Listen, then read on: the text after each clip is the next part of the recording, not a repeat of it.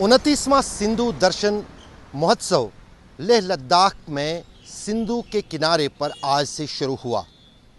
4 दिन तक चलने वाले इस सिंधु फेस्टिवल की शुरुआत 1996 में तब के उप प्रधानमंत्री लाल कृष्ण आडवाणी ने की थी और तब से अब तक ये उत्सव जो है न सिर्फ यहाँ पर श्रद्धालुओं को खींचता है बल्कि साथ ही साथ ये कहीं न कहीं पर्यटकों के लिए भी एक महोत्सव बन गया है।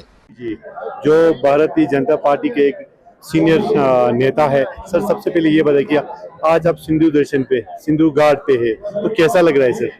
देखिए, सिंधु घाट लेह लद्दाख में आने के बाद ऐसा लगता है मानो मैं अयोध्या राम मंदिर के दर्शन करने आया हूं। जो पावनता है, जो पवित्रता है और जो हिस्टोरिकल हेरिटेज है सिंधु घाट की और सिंधु नदी की, जो हजारों वर्ष पूर्व हमारे पुरखों की हमें याद दिलाती है। और ये सिंधु दर्शन यात्रा उत्सव के माध्यम से पूरे भारतवर्ष को लेह लद्दाख में सिंधु नदी के माध्यम से जोड़ने का काम भी करते हैं। तो सर, एक चीज सिंधु दर्शन खासकर एक बहुत पवित्र एक दरिया है। इस रिसेंटली जो ऑपरेशन सिंदूर में जब हमने इंडस्ट्री पे इसको रोक दिया तो हमारे पड़ोस देश उनका इनकी हवा ही निकल गया। तो आप क्या कहना चाहेंगे, ये कितना महत्वपूर्ण है खासकर धर्म के लिहाज से भी और हमारे देश के लिहाज से भी? देखिए, आज के समय में आतंकवाद को जन्म देने वाला पाकिस्तान, आतंकवादियों को पनाह देने वाला पाकिस्तान, और वो पाकिस्तान जो भारत के लोगों का खून बहाकर अपने आप को बड़ा दिखाने की कोशिश करता है। मुझे लगता है सिंधु दर्शन यात्रा उत्सव में आने के पश्चात जो हम यहाँ से एक शपथ लेके जा रहे हैं, हम पाकिस्तान को शीघ्र डिसइंटीग्रेटेड रूप में देखेंगे और शीघ्र पाकिस्तान भारत का अभिन्न भाग भी बनेगा। ये ऑपरेशन सिंदूर के बाद हर भारतीय इसके महत्व को और अधिकता से पहचानने के लिए बाध्य हुआ है। तो सर, सिंधु जो ऑपरेशन सिंदूर जो है इसको कितना आप इनकी सफल मानते हैं? देखिए, ऑपरेशन सिंदूर कोई वॉर नहीं था, ये लिमिटेड स्ट्राइक्स थी उन आतंकवादी ठिकानों के ऊपर जो भारत के खिलाफ आतंकवाद को पनपने का मौका दे रहे थे। और जिस प्रकार से पहलगाम में धर्म के आधार पर 26 हिंदुओं को और एक नेपाली को मौत के घाट उतार दिया गया, वो कितना ठीक था, उसका मुंह तोड़ जवाब देना भी बहुत आवश्यक था, ताकि ना केवल जो वर्तमान में हुआ है वो भविष्य में ना हो सके। भारत अब वो स्नेक चार्मर्स का देश नहीं है। भारत एक वैश्विक शक्ति के रूप में उभरा है, साइंटिफिक रूप से, डिफेंस के रूप से, डिप्लोमेटिक रूप से, ट्रेड और टूरिज्म के रूप में।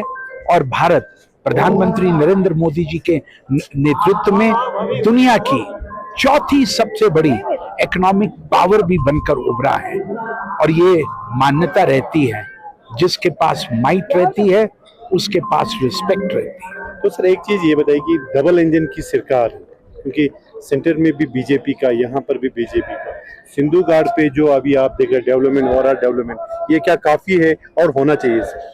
देखिए, सिंधु घाट का डेवलपमेंट, सिंधु घाट की अवधारणा और सिंधु दर्शन यात्रा उत्सव में देश भर के हजारों यात्रियों का यहाँ पर आना लेह लद्दाख को बाकी के देश के साथ नेशनल इंटीग्रेशन के रूप में जोड़ता है। और अभी बहुत से विकास के कार्य होने हैं, लेकिन सबसे बड़ा जो इस सिंधु दर्शन यात्रा उत्सव का जो परिणति है वो यहाँ पर टूरिज्म को बढ़ावा मिलता है, यहाँ के लोकल आर्टिसंस को एम्प्लॉयमेंट मिलती है और उसके साथ साथ लेह लद्दाख के लोगों को भारतवर्ष से आए हुए तीर्थयात्री इस बात का भी भाव देते हैं हम आपके साथ हैं और आप भारत का सिरमौर हैं। धन्यवाद सर। कैसा लग रहा है खासकर सिंधु घाट पे? सिंधु घाट की नजारा ही कुछ अलग है, बाकी मस्ती आ रही है यहाँ पे हमें। तो यहाँ का मौसम कैसा लग रहा है आपको? मौसम तो बहुत अच्छा है, हमारे उत्तर प्रदेश में तो बहुत गर्मी है इस टाइम पे। जी जी जी। तो बहुत अच्छा मौका मिला हमें जून में वो भी घूमने का, लद्दाख, तो बहुत अच्छा लगा। क्या आप यहाँ कल्चरल शो कर रहे हैं आज? हाँ जी, अपना कल्चर रिप्रेजेंट करने आए हैं। ओके, आपका नाम? काकू। काकू। काकू जी, ये बताइए आप आज यहाँ कल्चरल शो कौन सा गाना गुनगाएंगे? आप थोड़ा गुनगाएंगे यहाँ? कौन सा गाए? बस एक ही आता है मुझे तो, हरे कृष्णा वाला। हाँ बताइए थोड़ा। श्री कृष्ण गोविंद हरे मुरारी, ए नाथ नारायण वासुदेवा, राधे राधे, हरे कृष्ण कृष्ण कृष्ण हरे हरे, हरे राम राम राम हरे हरे। तो सिंधु नदी के बारे में थोड़ा आप बताएंगे? बस मैं तो पहली बार आई हूँ, मुझे बहुत अच्छा लग रहा है क्योंकि हमारे जो यूपी उत्तर प्रदेश है वहाँ पे बहुत ज्यादा गर्मी है। यहाँ पे हम लोग को मौका मिला परफॉर्मेंस करने का, तो मैं बहुत खुश हूँ यहाँ पे आके। तो देश की बाकी कलाकारों को आप क्या मैसेज देना चाहेंगे? यही मैसेज आना चाहिए, क्यों नहीं आना चाहिए। जब हम आए, मैं तो हर आर्टिस्ट को बोलूंगी हर कोई आया सिंधु नदी में घूम के जाए। कैसा लग रहा है सिंधु दर्शन के सामने आप सिंधु में? बहुत अच्छा लग रहा है कि लाइफ मतलब ऐसे बिल्कुल अलग लाइफ है वहाँ से यहाँ। हाँ। बहुत शांति और बहुत अच्छा लग रहा है। रिसेंटली आपने ये नाम जो है ना सिंधु नदी कब सुना आपने? अभी जब पानी रोक दिया था, पाकिस्तान की टीम ही बोल गई थी तो बहुत अच्छा लगा क्या कि हाँ, ये हम यहाँ पे दर्शन करने के लिए आए।